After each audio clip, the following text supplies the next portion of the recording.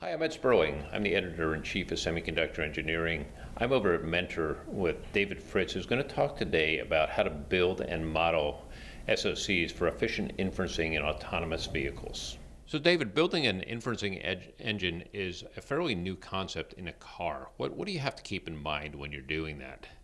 Well, originally people were using high-powered GPUs to not only do the machine learning, but do the inferencing as well. One thing that we've learned recently is that there are more efficient ways to do that. But to understand a little bit more what the solution actually looks like, let's have an understanding about what the algorithm is and how it tends to work. So why don't you draw this out for us? Sure. So obviously we're looking at a picture of a dog. What happens with a car when you're looking at this dog? Well, first of all, I'm not a professional artist. That's my rendition of a dog. But let's say, for example, we have an image like this, and there are other types of sensing. There's LiDAR and radar and camera. It's easier to understand this from the camera perspective, so I'm just going to start there.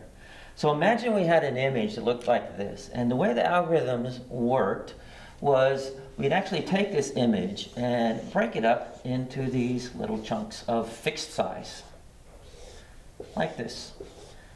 And then, as any engineer would do, you say, well, I'm going to start processing this image, each one of these sections at a time. So you would actually have the ability to take these small portions of the image and then to run them through a neural network, usually called a convolutional neural network, or sometimes a deep neural network, or a DNN. And you just simply walk through these. And what you would end up doing originally was you would identify an area where the object is. We call that object detection. And then you would ask yourself, okay, now I need to process this again. Now that I know what the boundary box is around that object, what kind of object is it? And we call that classification. What you're trying to do here really is raise the level of abstraction, right? Yes, what we're trying to do is actually we're trying to get to the point where the algorithm is such that we can actually implement in hardware to get it more efficient. Rather than using a GPU and something like CUDA or some programming language like that, which is vector-based, we want to get it to the point where we can simulate it effectively, and then we can actually implement the results of that simulation in hardware to get something that does the inferencing. It takes the input and classifies the output very quickly and with low power. By adding that level of abstraction, now what you're really doing is improving the efficiency of this entire system, because you don't have to look at every detail. You're going to get this, you get an idea that this is a dog and it's moving or it's standing there. Right. So what I just described was initial implementations of this algorithm. Modern implementations are a little bit different. Modern implementations try to take each one of these little rectangles and process them simultaneously for both object detection and classification. That's called YOLO. It stands for You Only Look Once. And in the past, what used to happen is the cameras would take every possible angle on a dog, right? And they would look at it and go, now that we've put all these pieces together, here's what we come up with. Sure. So once you have the ability to process this once and do it very quickly, okay, then you can start looking at all the different representations of, say, a dog.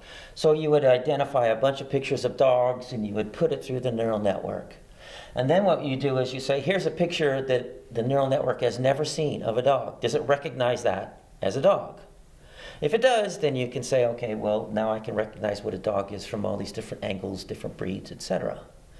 The problem is you're using that same network to also recognize cats. And sometimes there's a cat that looks like a dog, and sometimes there could be a dog that's classified as a cat. And when you expand that a little bit further to the difference between a cow or a mother pushing a baby buggy across the street, the difference is pretty significant. And one of the issues that you've got with this is you have so much data coming through from basically streaming video that you need to be able to figure out a way to cut that down, because you need to know also, is that dog moving or is that cat moving, as opposed to is it just standing still? Right. So what that implies is that you need to be able to process these images and all that data very, very quickly, very, very efficiently. So that's actually brought out a little bit about taking a look at how the network actually appears and how it's constructed, the structure of the network itself. Then we can take that and then we can generate a very efficient implementation of that so that we can process many images. Now remember, this is one camera. A car may have 8 to 16 cameras and having to process all that data simultaneously.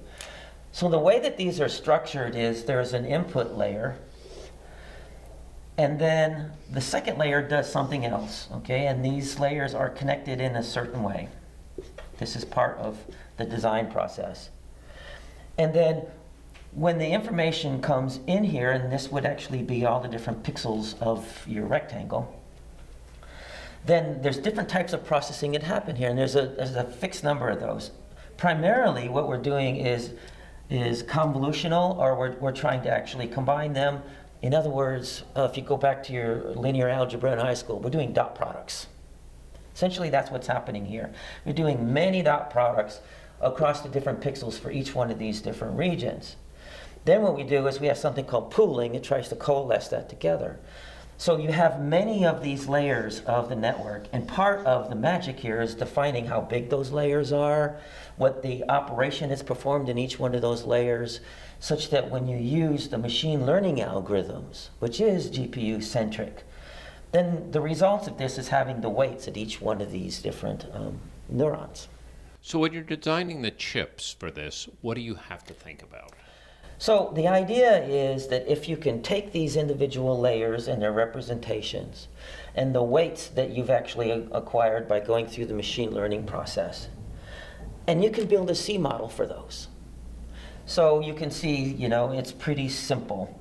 That, you would essentially process each of these. It's kind of a for loop, and then you've got a function that does your dot product, and you pass them in the inputs and outputs. So once you have that C algorithm, then you could put that into something called HLS. And Mentor has something called Catapult HLS CNN. And it's designed specifically for taking a C model of the structure of the network.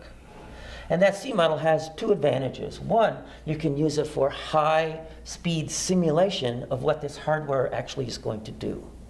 So if you're building a virtual representation of the car, before the silicon ever exists, we want to be able to very accurately model what the neural network is going to do based on the simulated inputs that come in from sensing.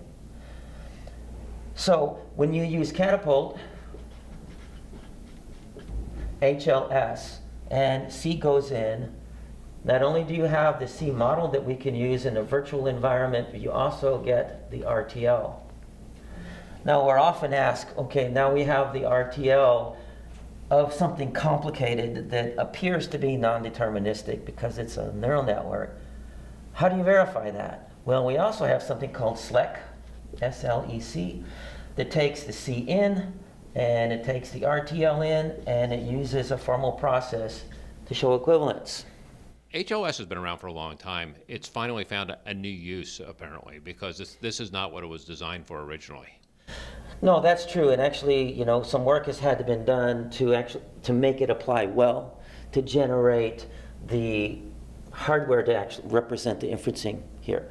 So, but if you think about it now, if we go to the next step, let's assume now that we have the ability to do inferencing. Generally, for an SoC, it also requires more than just the neural network itself. So very frequently, you'll have a set of CPUs or clusters of CPUs. I'm going to say cluster here, and I'll explain in a minute what those are used for. Oftentimes, there'll be a GPU here to do miscellaneous operations, and then you have the normal memories and things like that. And then here we may have multiple versions of the convolutional neural network, RTL. Okay? Each of those could be doing different jobs at the same time. So once the neural network is actually classified and identified the object, it actually comes out as statistical percentages.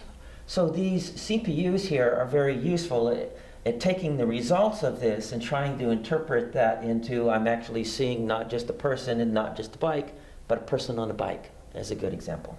Basically, what you're also doing here is changing the precision of what you need, right? That's the whole idea behind using HLS here. That's right. We're trying to change the precision by making it more highly efficient so we can put higher resolution images in and we can make better decisions quicker and handle the multiple sensing, the many cameras, for example, that are being fed into this.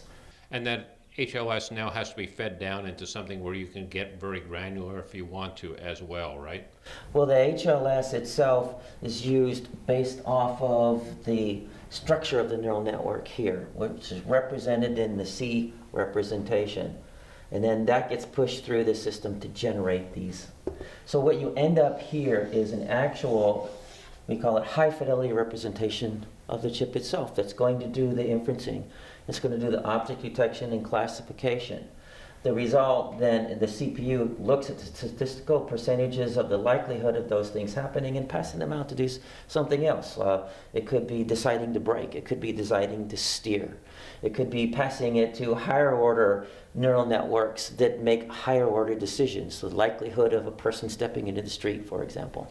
How much of this has to change based upon the different algorithms and the changes in the algorithm? Does the HLS help with that? Well, as long as the algorithm represents the structure of the CNN, then there's a direct mapping. So you have the ability, and that's one reason why we want to stick with the C model at first, since we can take this C model, put it in a virtual car, and actually see how it works with the scenarios that we push through. That allows us to continue to optimize the network. So we're not actually just spending all of our time saying, did we recognize a cat as a cat? But we can also differentiate between cats and dogs and cows and people and all those things. The whole idea here is that we're modeling this whole SoC, and it's being used within a high fidelity model of the entire vehicle so we can run real world scenarios through it, including corner cases.